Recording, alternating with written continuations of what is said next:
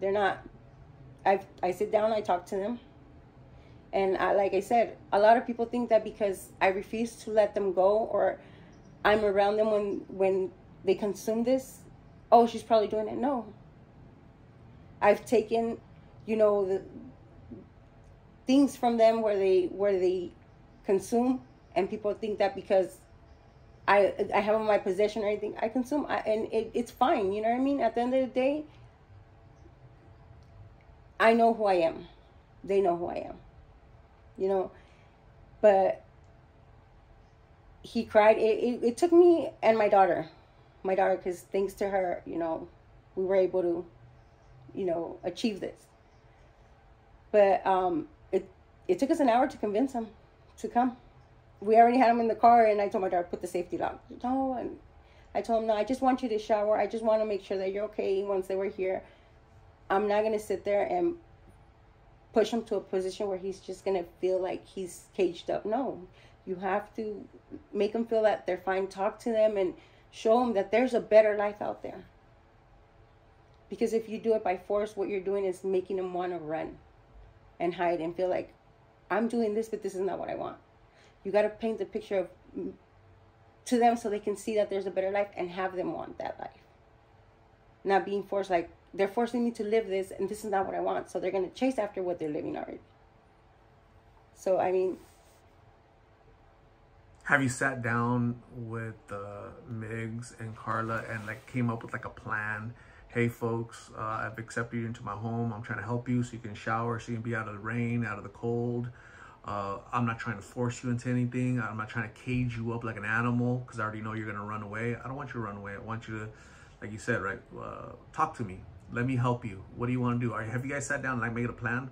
Yeah, we have sat down, and I give it that time phrase where we're just interacting, or I just give them their space, let them be, and all of a sudden I'll come up to them and talk to them and just tell them, you guys are in that perfect age where you guys should start building a better future, but you guys need to want to do it.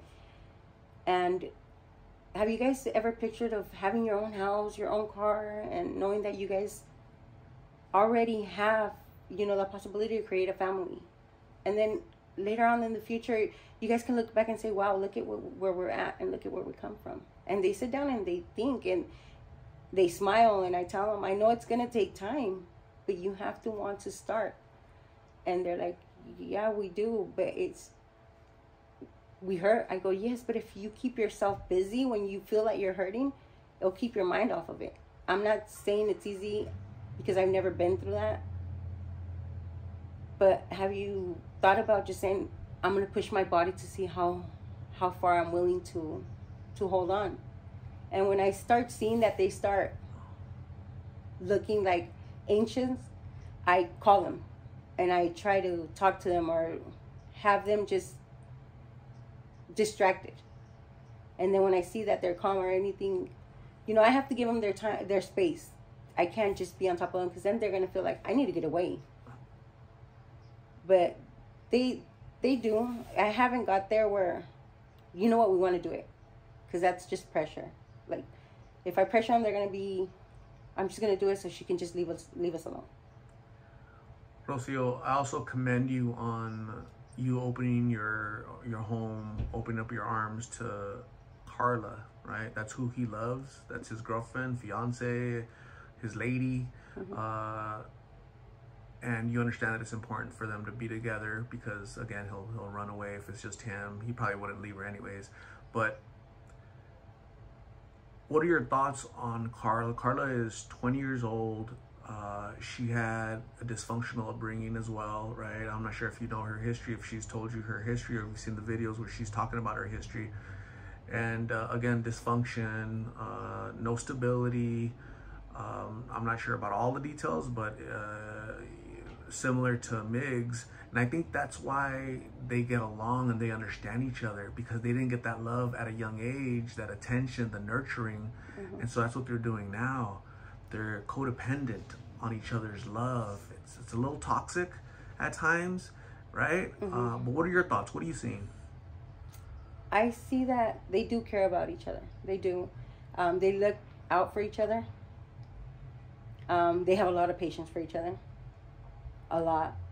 I do hear them, have arguments, disagreements. They don't fight, but I do hear them where they get irritated with each other. I haven't seen them get aggressive. I haven't, because I've seen the video, so I've been paying a lot of attention to that, where I don't want to see him get aggressive with her. And I had a conversation with him. I go, "Do you put your hands on Carla?" And he said, "I've done it once." I go, "Why did you do that?" Because she squared up. I go, you can't compare your strength to hers. She's smaller. I go, she's a female. Regardless of you don't do that. And I don't want to find out that you're doing it. I've been through a situation, and yeah, sometimes us as women, we put ourselves in that position, but you can't compare a man's strength to a woman's. You cannot compare it. And if it gets to that point, it's better to just, walk away. But he looked at me, and I told him, did you hit her? He goes, no. I go, have you been hitting her? She goes, no. I go, I don't want to find out that you're hating her. I don't. You know better than that. And he just looked down. And, but they do have a lot of disagreements. It's like they're two different people. They were raised, they both have that void, but they were raised in a whole different environment. Like, yeah, they come from broken homes, but with different stories of why. Their parents have a different way of, raising them, educating them. So they're gonna crash. Why? Because they're two different people with two different mentalities. They're not gonna agree on everything. So yeah, they're gonna have those discussions. Either they learn how to, meet halfway and say, okay, I gotta understand this is who she is, and I gotta understand this is who he is, and we're not always gonna agree, but we gotta accept the fact that that's her idea. And I explain that to them, and they do calm down. But I see that love. I see where if she sees that he's cold, she'll make sure he's good. If he sees that she's hungry, he's just making sure she eats. Or if they're not together, where's Carlita? Wait, but Meeks, he's gonna, like, they feel like if they're not together, there's something missing. Also, I always have to remind people that when he's been away, kind of locked up for a month, 2 weeks, if she was trapped in a relationship where she didn't want to be in, that's the perfect opportunity for her to get away. Yeah. Right? I've offered many times to drive her to her mom in Mexico, 5 hours away. That offer still stands. Take her to shelter, take her to anywhere. Mm-hmm. You want to wait for Migs, right? You love him? Yes. Mm-hmm. Just me and her. Nobody else around. Mm-hmm. Plenty of times. So that's how I feel comfortable that it isn't an abusive. It's not a healthy relationship, but it's not an abusive relationship, right? Yeah. It might look like it to some people, perception, a video, this, but if I was to see abuse, I wouldn't stand for it either. Yeah. Just like you wouldn't, and so I think that's important for people to understand, and I think that's great. I really like the conversations you're having with him, because obviously he hasn't had those conversations in a long time. He's been out in the streets surviving. Yeah. And he's trying to do the best that he can in his mind, in his world, with his relationship with Carla, you know? And although I can't relate to that, right? You might not be able to relate to it, but at least you know the history. Yeah. And you kind of know why he's where he's at. What does his future look like from your standpoint? I can tell you what I want his future to look like. And I can tell you what my goal is to achieve for him, for his future. But I don't have a certainty of where it's gonna be, because there's a lot of work that needs to be done, a lot of time, dedication, understanding. It's gonna be hard. It's gonna be really hard. And you're smart enough to understand that that hard work, that time, has to be mainly him. Yes. Not you, not me, not the police, not a judge. Him. Yes. Her. They have to want to. They have to want this. And like I said, that's where I completely agree with you, because all these comments of you're a failure, or you're going to do this, or yeah, right, or laugh at him, is not going to help him want to do it. He needs to want this change. As much as everybody offers him the help, he needs to want it. And in order to want it, he needs to be shown that there's something better out there. Because if you don't show him there's better and you're just criticizing him, he's never going to want it. He's going to continue numbing himself. And like I said, I can't do for you what you're not willing to do for yourself. I tell him, I can help you, but I can't do it for you. There's only so much I can do. It's up to you to decide, because your actions are going to be what takes you through the path you want. So if your life doesn't succeed in your future, it's because of your actions that you're making right now.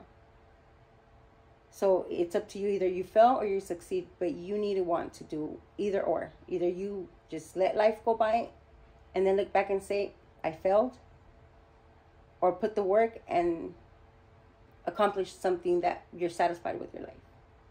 So regardless of the consequences of what your life is either in the good choices you make or the bad choices. I can't do it for you.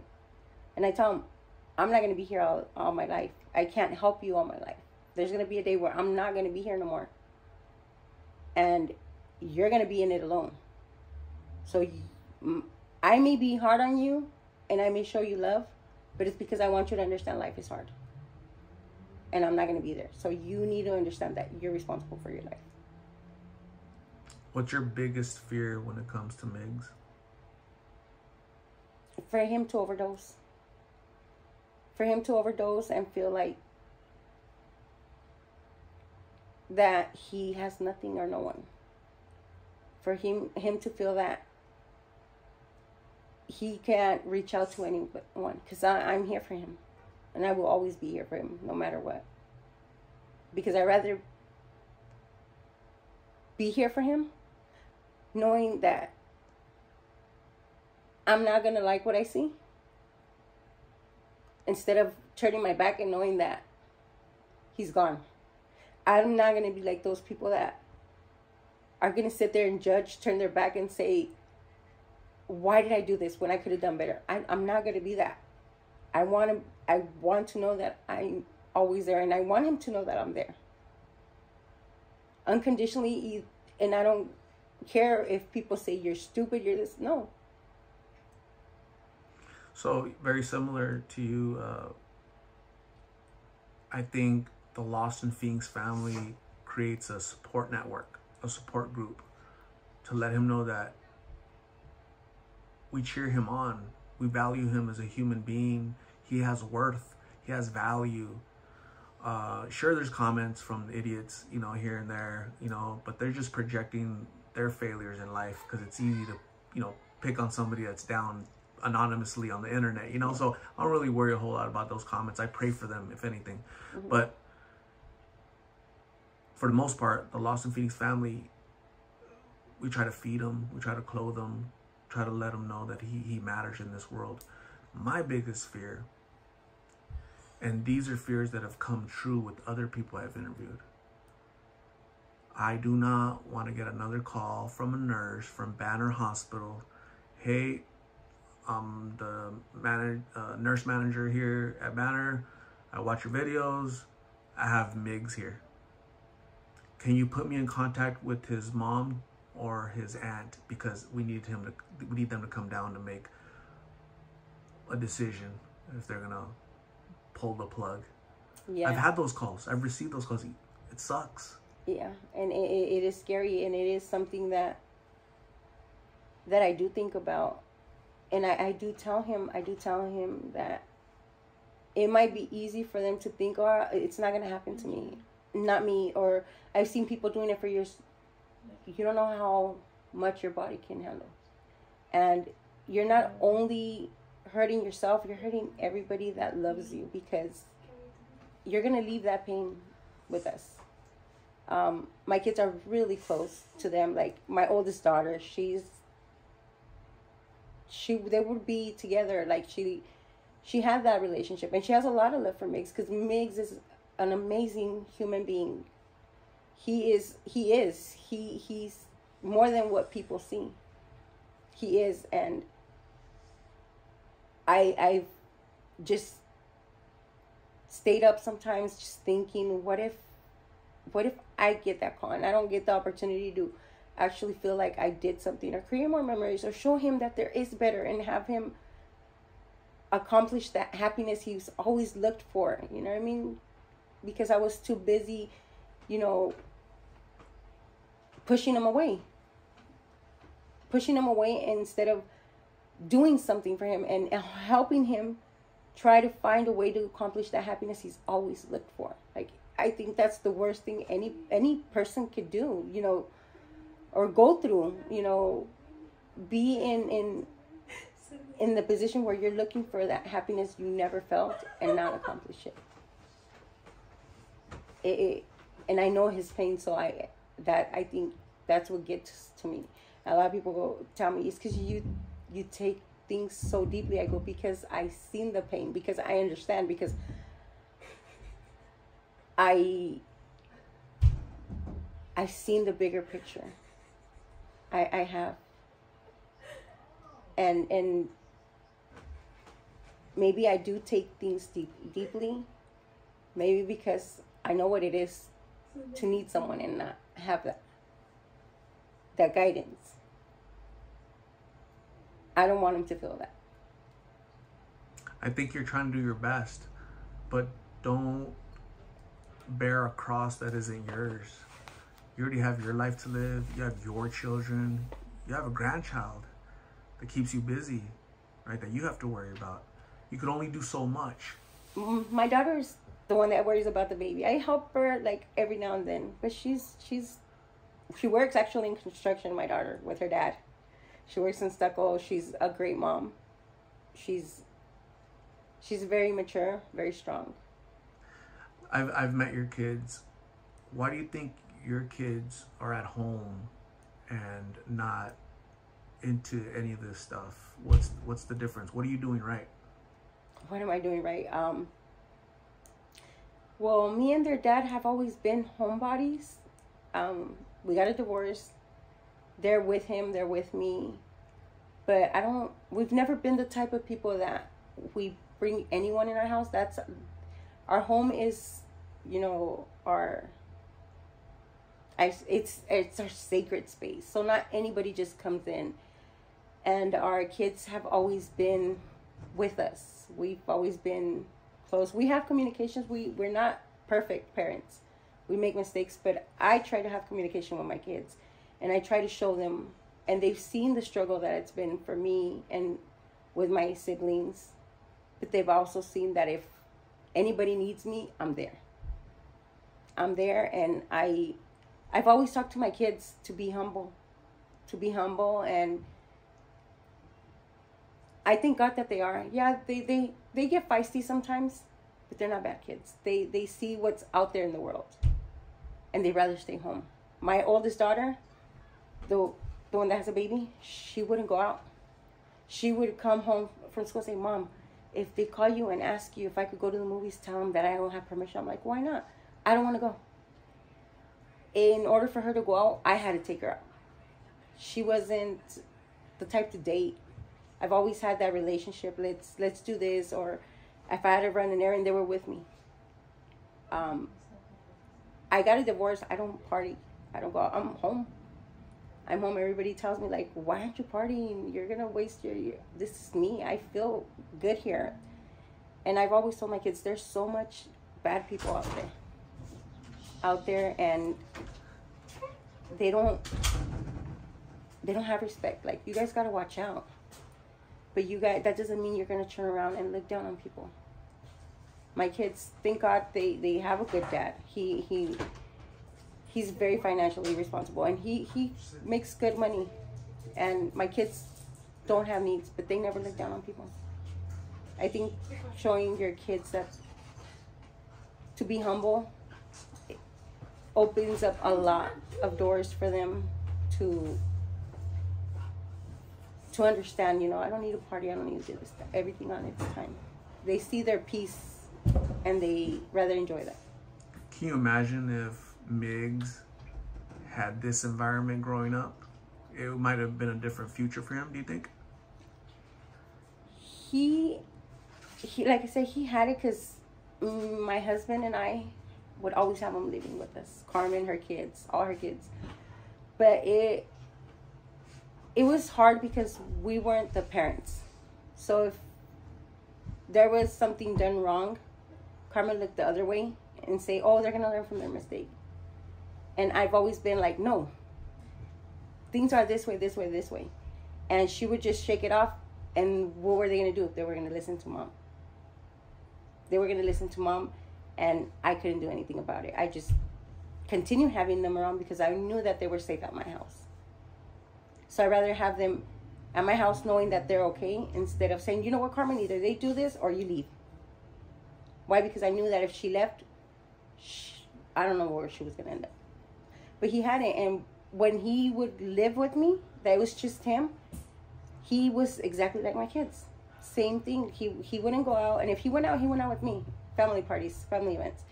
Then he would go, I'm going to go to my dad's, or I'm going to go to my mom's for the weekend. I'll be back. And he wouldn't come back, and that's when things would go off. But as long as he was in my house, it was the same thing. It was the same thing. Like, everybody knows. I don't know if it's contagious or anything, because sometimes even my kids' friends come over and they're stuck here. There's no party, there's no alcohol. What you see, this is what it is. This is exactly what it is. And they'll stay here and watch TV bored. And I'm like, you guys are going to grow roots here. And it feels good to know that, you know, if my kids don't go out, they're willing to come and follow my kids. Knowing that there's nothing fun to do here but watch TV and hear my kids fight. You're doing something right, so keep doing it. My last question to you is, what do the next 7 days look like for you, your family, Miggs, and Carla? I have no idea.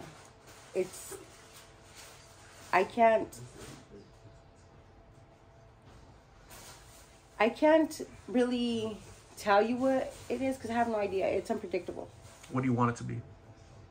I want to be able to get to the point where they're going to tell me, okay, you know what, let's go look for a job. Or I'm ready, you know what, I'm hurting. Take me to go see if I can have any other resources to avoid this. Like I said, I'm not going to stay here and lie to myself and say, oh, they're never going to use. Or they're not going to slip. I'm not going to sit here and pretend like there's no way that they're going to have any drugs. I'm not going to lie to myself. I'm realistic. They're going to do it. I'm not going to like it. But I'm not going to sit there and look at them like they're the worst, because there's a reality to face. It's an addiction. They don't have a control over.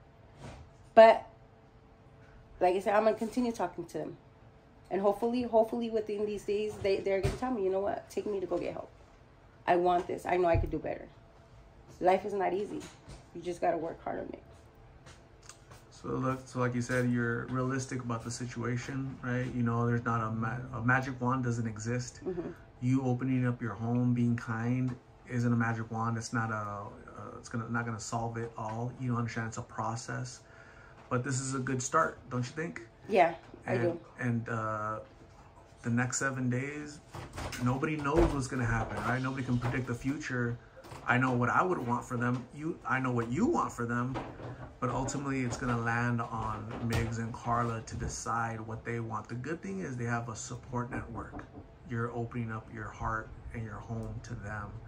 So I'm gonna say, Rocio, thank you very much for talking to me, for opening up. It has to be hard, you know. You're a little hesitant because it's tough talking about these things from the past that are painful, hurtful. But it's therapy for you, because you've also been hurt. You've also had trauma, right? Yeah. And so I appreciate your courage and your ability to talk, because that he's going to hear that, he's going to listen to that, and that's going to help him and Carla. So thank you very much. Let's stay in touch, and let's try to help as much as possible, okay? Yeah. He knows the help is always going to be here. It doesn't matter, like I said, I'm gonna get mad at him. And one thing I do have certain, and I have no doubt, and I don't care what anybody says, I know him since he was born. Like, I don't care what anybody's done, had in their past. That's them. But I can guarantee you, I can leave my house for 2 days and leave Miguel here with everything, and everything will be exactly as I left it. I'll leave with the confidence knowing that I don't have to worry about him stealing. Is that out of respect for you, you think? The love that he has for you? Love. I think it's love, because I've always told my kids, and I've told everybody, if it's not yours, you have no reason of getting it. You can't just go and make it easy when it takes a lot of effort, hard work for someone else to be able to gain something in their life, or work hard because they want something. Just because you want it doesn't mean it's okay for you to get it. It's not yours, don't get it. And I've always told Miggy, if you want something, ask me for it. I'd rather give it to you and know that I'm giving it to you than have you steal it from me. Or I'll find a way to get you something, but don't steal from me. That's like you spit in my face. And I think he's really understood that. But all the time, and he, like I said, I've had him in my house when he's been in this position, and not once has he ever stolen from me. And I've left my wallet with money, and I've left money, and I left jewelry, and not once he has ever stolen from me. I've seen those comments from people, yesterday, right? It's just a matter of time before he does that to the aunt. And again, it's those not negative people we're talking about. We just have to pray for them, because they're going through something mentally or whatever issues they're having, they're projecting on others. So don't worry about it too much. I know I don't, but again, I commend you. I think you're an amazing individual with a big heart, and you're willing to save as many as you can. So, Rocio, thank you very much. Have a blessed day, and we'll talk soon, okay? Okay.